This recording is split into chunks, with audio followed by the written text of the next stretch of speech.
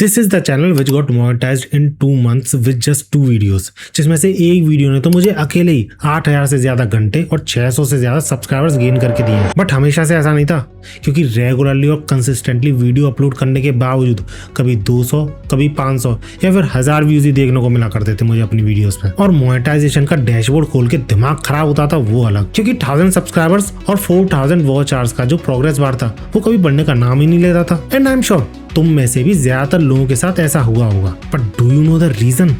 If you don't know तो इसका सिर्फ एक रीजन है, इन्फोडेमिक। यानी YouTube चैनल को ग्रो करने पे ऑनलाइन इतनी सारी इन्फॉर्मेशन प्रेजेंट है that it's very hard to identify कि कौन सी इन्फॉर्मेशन सही है और कौन सी मनगढ़ंत है, सिर्फ ज्यादा से ज्यादा व्यूज बटोरने के लिए लोगों ने बना दी है। और मैं ऐसा इसलिए बोल सकता हूँ क्योंकि मेरे खुद के 5 YouTube चैनल्स हैं और 5 मोनेटाइज्ड हैं। और पिछले 4 सालों में कंटेंट क्रिएशन पे काम करने के बाद I know that which thing works and which doesn't, जिनमें से काफी सारी चीजें ऐसी भी हैं जिसमें कि मेरे महीनों वेस्ट हुए हैं, लेकिन आज की इस वीडियो को देखने के बाद तुम्हारा टाइम वेस्ट नहीं होगा। So for that in this video मैं तुम्हें 10 स्टेप स्ट्रेटेजी बताऊंगा, जिसका कि यूज करके मैंने ये तीनों चैनल ग्रो किए हैं।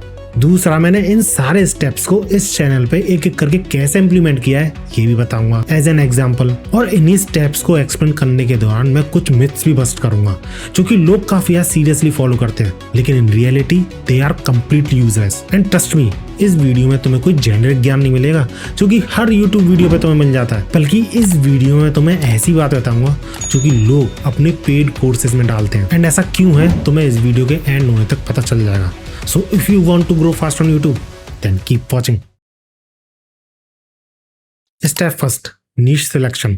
अब इसमें तुम्हारे पास 2 सिचुएशन होती है, या तो तुम्हें पहले से अपनी निश पता है, उसी पे तुम वर्क करने वाले हो, या फिर तुम्हें कोई भी आइडिया नहीं है कि तुम्हें किस निश पे काम करना चाहिए, लेकिन तुम्हारे लिए बेस्ट सूटेबल निश जो है वो तुम फाइंड करना चाहते हो। तो पहले केस में तो तुम्हारा स्टेप कंप्लीट हो जाता है, you can move on. But जो लोग दूसरे केस में आते हैं, तुम्हें 3 चीजों की लिस्ट तैयार करनी है। First, interest, second, knowledge, third, audience. यानी जिस निशेज में तुम्हें इंटरेस्ट है वो लिस्ट अलग बनानी है, नॉलेज की लिस्ट अलग बनानी है और ऑडियंस की लिस्ट अलग बनानी है। After it you have to take intersection of these 3। यानी तुम्हें ऐसी निशेज निकालनी है जो कि इन तीनों में कॉमन हो। एटलीस्ट 3 निशेज तो ऐसी होनी ही चाहिए जो कि इन तीनों में कॉमन हो। अब मैं ऐसा क्यों बोल रहा हूँ वो तुम्हें आगे पता चलेगा। आफ्टर दैट तुम्हें एक चीज और करनी है, जो निशेज उस इंटरसेक्शन में निकली थी तुम्हें 2 चीजों के बेसिस पे उन्हें जज करना है।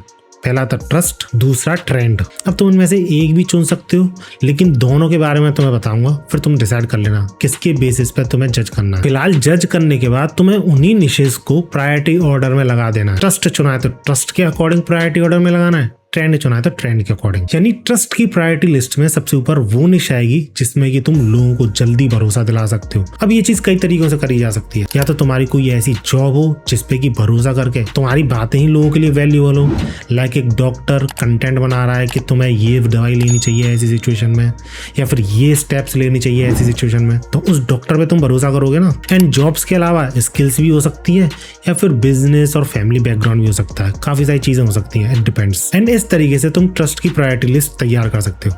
सेम केस ट्रेंड के साथ है। जो निशेस इंटरसेक्शन में आई थी उनमें से कौन सी निश में सबसे ज्यादा ट्रेंडिंग टॉपिक्स आते रहते हैं, वो चीज तुम्हें देखनी है, उसी के अकॉर्डिंग तुम्हें लिस्ट बनानी है। फॉर एग्जांपल इस चैनल पे, जो कि मेरे भाई का चैनल है, मैंने अपने भाई से यही सारे स्टेप्स फॉलो करवाए थे, जिसमें से इस पहले स्टेप की बात करें तो उसने इंटरेस्ट, नॉलेज और ऑडियंस की निशेस की लिस्ट बनाई, उसके बाद इंटरसेक्शन निकाला, और इंटरसेक्शन के बाद जो निशेज निकल के आई वो थी ये, यानी real estate, politics and business. But क्योंकि मेरा भाई एक बिगनर था और उसके पास लोगों को शो करने को भी ज्यादा कुछ नहीं था, तो मैंने उसे ट्रेंड वाला ही प्रायोरिटी लिस्ट को रिकमेंड किया। और उस ट्रेंड वाली लिस्ट में सबसे ऊपर आ रहा था पॉलिटिक्स, जो कि हमने चूज भी किया, क्योंकि तुम इस चैनल पे जाके देखोगे तो सबसे पहली वीडियो पॉलिटिक्स पे ही है। Step second, finding competitors. So after creating निश प्रायोरिटी लिस्ट तुम्हें एक एक करके सारी निशेस ट्राई करनी है। अब हो सकता है तुम्हारी पहली निश ही वर्क कर जाए, हो सकता है ना करे। अगर नहीं करती है तो तुम्हें लिस्ट में प्रेजेंट अगली निश पे जाना है, फिर उसके बाद अगली निश पे जाना है, एंड सो ऑन। और हर बार जब तुम नई निश ट्राई करोगे तो तुम्हें उस निश में जो भी कॉम्पिटिटर्स हैं उनको एनालाइज करना है, स्टडी करना है और सेम कंटेंट डिलीवर करने की कोशिश करनी है। अब मैं एग्जैक्टली ऐसा क्यों कह रहा हूँ वो तुम्हें आगे वीडियो में पता चलेगा, लेकिन फिलहाल तुम्हें ऐसा रिपीटेडली हर निश के साथ करना है, जब तक तुम्हारी कोई निश वर्क नहीं कर जाती। For example in this channel, जैसा कि मैंने बताया था कि प्रायोरिटी लिस्ट के अकॉर्डिंग पॉलिटिक्स आ रही थी सबसे ऊपर, तो हमने वही चीज़ चुनी थी, उसी से रिलेटेड वीडियोस बनाई थी। और क्योंकि पॉलिटिक्स निश में सबसे बड़ा चैनल इंडिया का दुर्राटी का है, तो उसी के सिमिलर कंटेंट हमने डिलीवर करने की कोशिश करी थी। बट क्योंकि सबसे पहली वीडियो कुछ खास वर्क नहीं करी, तो हमने थोड़ा और ट्राई किया, 1-2 वीडियोस और डाल के देखी, but it didn't work out. कुछ खास व्यूज नहीं आ रहे थे, 500-1000 के बीच में ही अटक गई थी गाड़ी। जिसके बाद वी ट्राइड नेक्स्ट निश इन आवर प्रायोरिटी लिस्ट, जो की थी बिजनेस, जिसके लिए अगेन हमने कॉम्पिटिटर्स फाइंड करना, उन्हें एनालाइज करना स्टार्ट कर दिया था। दैट्स व्हाई तुम देखोगे तो काफी बड़ा गैप भी आया था इन पॉलिटिक्स वाली वीडियो में और नेक्स्ट वीडियो जो बिजनेस पे थी उसमें। स्टेप 3, लॉक गोल्डन निश। अब तुम्हें पिछले 2 स्टेप्स में ही 1-2 महीने लग जाएंगे, क्योंकि अलग अलग निश ट्राई करना, उन पर रिसर्च करना, उन्हीं निश पे बेस्ड कॉम्पिटिटर्स फाइंड करना और उन्हीं कॉम्पिटिटर्स जैसा हाई क्वालिटी कंटेंट डिलीवर करना, इसमें काफी टाइम लगता है। हो सकता है जब तुम निश चेंज करो तो तुम्हें पहली वीडियो में 15 दिन तक लग जाए, but it will worth it. तो इसलिए एक बहुत बड़ा मिथ है कि तुम्हें हर हफ्ते 2 वीडियोस तो डालनी चाहिए, लेकिन ऐसा बिल्कुल भी सही नहीं है। इट डिपेंड्स तुम्हारी क्या स्ट्रेटेजी है। एक बार कोई चीज वर्क करने लग जाए तब तुम्हें ये चीज फॉलो करनी चाहिए कंसिस्टेंटली और जल्दी से जल्दी वीडियो डालनी चाहिए। नाउ इन निशेस को ट्राई करने के बाद, जैसा कि मैंने तुम्हें बताया था, तुम्हें एक स्पेसिफिक निश में ज्यादा व्यूज आएंगे।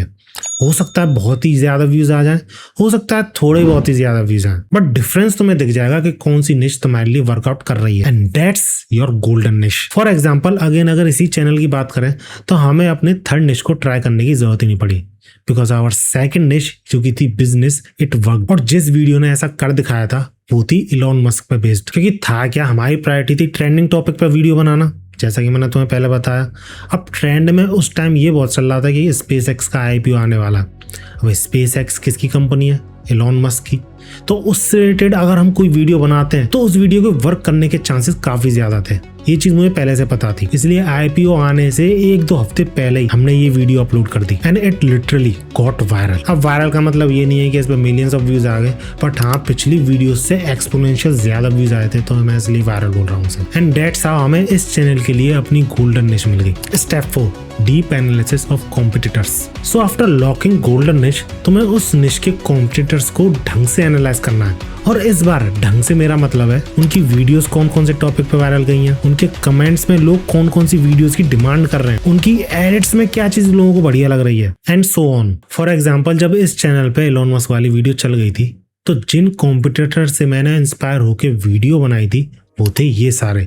तो अब टाइम था इन सारे कॉम्पिटिटर्स को ढंग से एनालाइज करना, एक एक बारीक डिटेल को ढंग से आइडेंटिफाई करना। जिसके बाद I uploaded one more video which was on Nvidia, और वो भी वर्क कर गई। हाँ इलॉन मस्क जैसे व्यूज नहीं आए थे, लेकिन सब्सक्राइबर से तो ज्यादा ही थे, तो मैं ठीक ठाक चली थी वीडियो, ऐसा बोल सकते हैं। बट इस वीडियो के इतने ही व्यूज पे स्टैग्नेंट रह जाने का रीजन पता क्या था? ट्रेंड। ये वीडियो या फिर इससे रिलेटेड कोई भी चीज ट्रेंड में नहीं चल रही थी। बट खैर इस वीडियो के साथ हमें अपनी गोल्डन निश का कंफर्मेशन हो गया था। हमें समझ में आ गया था कि हम राइट ट्रैक पर हैं और हमारी स्ट्रेटेजी भी वर्क कर रही है। एंड यहाँ पे मैं एक मिथ बस्ट कर देता हूँ, ऐसा नहीं है कि तुम्हारी एक वीडियो चल गई है तो बाकी तुम किसी पे भी वीडियो डालोगे वो चल जाएगी, क्योंकि एनवीडिया की वीडियो के बाद हमने एक और वीडियो क्रिएट करके अपलोड की थी, जो की थी फुटबॉल पे, to be specific Japan football team पे। क्योंकि उस टाइम फीफा वर्ल्ड कप चल रहा था, सब कुछ ट्रेंड में था फीफा से रिलेटेड, तो मुझे लगा ये वीडियो भी चल जाएगी क्योंकि हम ट्रेंड के अकॉर्डिंग ही चल रहे थे जब से। बट मैं ये भूल गया कि ये वीडियो मेरे कॉम्पिटिटर्स, मेरी निश, सारी चीजों से बाहर थी। दैट्स व्हाई ट्रेंड में होते हुए भी ये वीडियो बहुत बुरी तरीके से पिट गई। 1000 व्यूज भी नहीं है इस वीडियो पे इस वक्त। Step 5, target channel. सो पिछले 4 स्टेप्स को सक्सेसफुली इंप्लीमेंट करने के बाद, कॉम्पिटिटर्स को एनालाइज करने के बाद, उनसे इंस्पायर होकर वीडियोस बनाने के बाद, तुम्हें एक चैनल तो जरूर ऐसा दिखेगा जो कि बाकी लोगों से अच्छा परफॉर्म कर रहा है। यानी वीडियोस तो काफी सिमिलर बना रहे हैं लोग, लेकिन उसकी वीडियोस को ज्यादा ही अच्छी वर्कआउट कर रही हैं। हर निश में एक चैनल ऐसा जरूर होता है जो कि एक स्पेसिफिक टाइम पे लोगों को काफी ज्यादा पसंद आ रहा है, और इस स्टेप में तुम्हें उसी चैनल को आइडेंटिफाई करना है।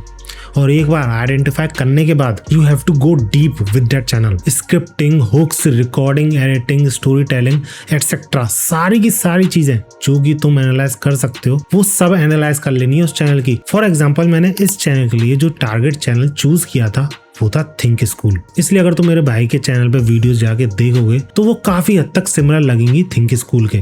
Step 6, impactful title and thumbnail. अब इस पॉइंट ऑफ टाइम तक तुम अपने टारगेट चैनल के सिमिलर वीडियोस तो बना रहे होगे, लेकिन स्टिल तुम्हारे व्यूज में और उस टारगेट चैनल के व्यूज में जमीन आसमान का अंतर होगा। वो तुमसे 10x 20x इनफैक्ट 30x तक व्यूज ला रहा होगा। और इसके पीछे का रीजन पता है क्या है? Title and thumbnail. Literally title और थंबनेल का इम्पैक्ट इतना होता है कि जो वीडियो तुम्हारे 10 के व्यूज लाने वाली थी, अगर उसका टाइटल और थंबनेल काफी अच्छा है तो वही वीडियो 40 to 50 के व्यूज तक भी ला सकती है। और ये मैंने अपने काफी सारे चैनल पर ट्राई करा है। अगर मैं टाइटल और थंबनेल चेंज कर देता हूँ ना, तो काफी बार उस वीडियो के व्यूज अचानक से बढ़ने लग जाते हैं। इसलिए टाइटल और थंबनेल तुम्हें सिर्फ टारगेट चैनल के एनालाइज नहीं करने हैं, तुम्हारी निश में जितने भी चैनल्स प्रेजेंट हैं सबके एनालाइज करने हैं, स्पेशली जो उनके आउटलायर वीडियोस हैं। फॉर एग्जांपल मैंने इस चैनल के लिए ये वीडियो का थंबनेल इससे इंस्पायर होकर बनाया था, ये वीडियो का भी इससे इंस्पायर होकर बनाया था, और इस वीडियो के लिए इससे इंस्पायर होकर बनाया था।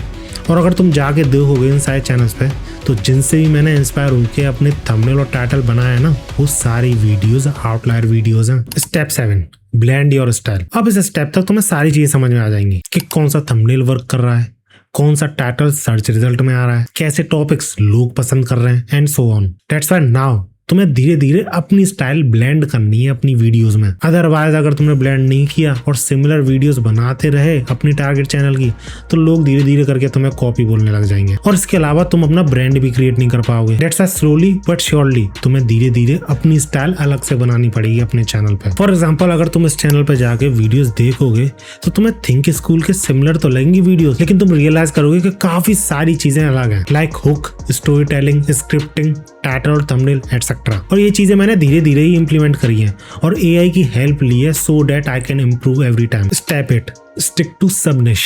अब ये स्टेप इतना ज्यादा इंपॉर्टेंट है कि इसके बिना तुम एक बार तो वायरल हो सकते हो, एक वीडियो तो तुम्हारी चल सकती है, लेकिन बार बार व्यूज लाना कंसिस्टेंटली हर वीडियो पे वो मुश्किल हो जाएगा इस स्टेप के बिना। क्योंकि सब निश का मतलब है कि जो भी निश तुमने चुनी है उस निश में भी कुछ स्पेसिफिक टाइप ऑफ वीडियोस ही बनाना, और ऐसा करने के बाद ही कंसिस्टेंटली व्यूज आते हैं तुम्हारी आने वाली वीडियोस पे। For example again this channel जिसपे कि मेरी बिजनेस बेस्ड वीडियोस वर्क कर रही थी, जिसके लिए बिजनेस तो एक निश हो गई जैसा कि मैंने तुम्हें बताया, लेकिन उसमें भी काफी सारी सब निशेस आती हैं, like success stories, event decoding, business news, economy and Indian government, startup stories and so on. और इन्हीं निशेस में से मैंने फर्स्ट और सेकंड जो सब निश थी उनको कंबाइन करके ये वीडियोस बनाई थी, और इसलिए मैं इसी सब निश के साथ 3-4 वीडियोस और बनाऊंगा, सो दैट अच्छी खासी ऑडियंस जमा हो जाए। After that I will experiment with other sub niches. Step 9, don't stop experimenting. अब इस स्टेप में पहुंचने के बाद यू आर ऑल सेट।